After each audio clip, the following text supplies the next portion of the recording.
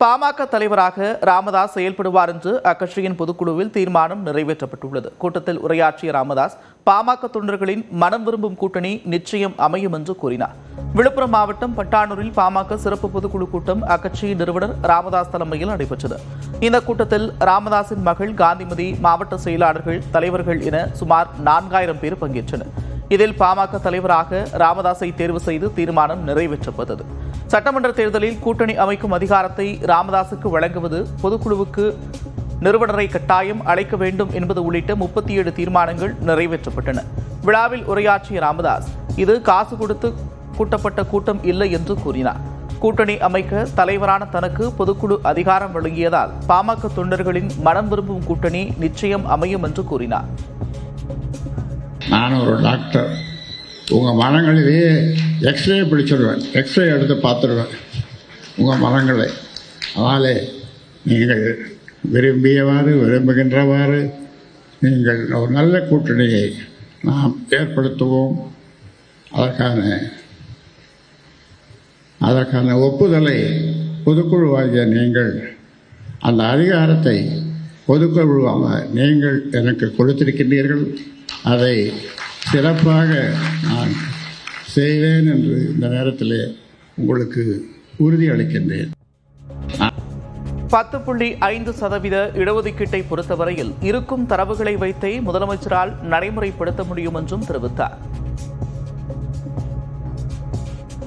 முதல்வர் அவர்களை கேட்டுக்கொள்கின்றேன்.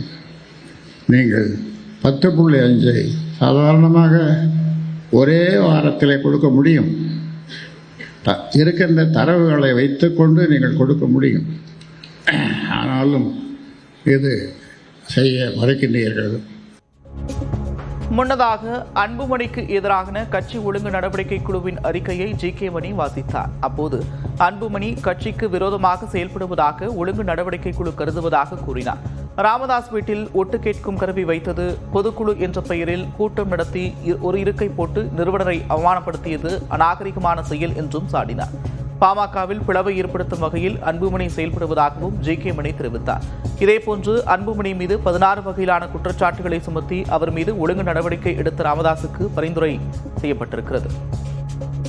மருத்துவர் ஐயா அவர்களிடமும் மருத்துவர் அன்புமணி அவர்களிடமும் சமரச பேச்சுவார்த்தை நடத்திய போது மருத்துவர் ஐயா அவர்கள் அதை ஏற்றுக்கொண்டு மதித்த நிலையில் மருத்துவர் அன்புமணி அவர்கள் பேச்சுவார்த்தையை ஏற்றுக்கொள்ளாமல் உதாசீனப்படுத்தியது. இப்படி 16 வகையான ஒழுங்கு நடவடிக்கை குழு ஆய்வு செய்து அறிக்கையை நம்முடைய சமூக நீதி காவலர், பாட்டாளி மக்கள் கட்சியின் நிறுவனர் தலைவர் ஐயா அவர்களுக்கு ஒழுங்கு நடவடிக்கை குழு பரிந்துரை செய்திருக்கிறது. இதனிடையே அன்புமணி தரப்பு செய்தி தொடர்பாளர் பாலு வெளியிட்டுள்ள அறிக்கையில், புதுச்சேரியில் நடத்தப்பட்ட கூட்டம் பாமக பொதுக்குழு கூட்டம் அல்ல என்றும் அதன் முடிவுகள் பாமகவை கட்டுப்படுத்தாது என்றும் தெரிவிக்கப்பட்டுள்ளது. பாட்டாளி மக்கள் கட்சியின் பொதுக்குழு உள்ளிட்ட எந்த கூட்டமும் பொதுக்குழுவால் தேர்வு செய்யப்பட்ட கட்சியின் தலைவர், பொதுச் செயலாளர் ஆகியோரால் கூட்டப்பட்டு பொதுக்குழுவால் தேர்ந்தெடுக்கப்பட்ட கட்சி தலைவரின் தலைமையில்தான் நடத்தப்பட வேண்டும் என்றும், அன்புமணி தலைமையில் முறைப்படி நடந்த பொதுக்குழு தீர்மானங்கள் தேர்தல் ஆணையத்திற்கு அனுப்பப்பட்டிருப்பதாகவும் தெரிவிக்கப்பட்டுள்ளது.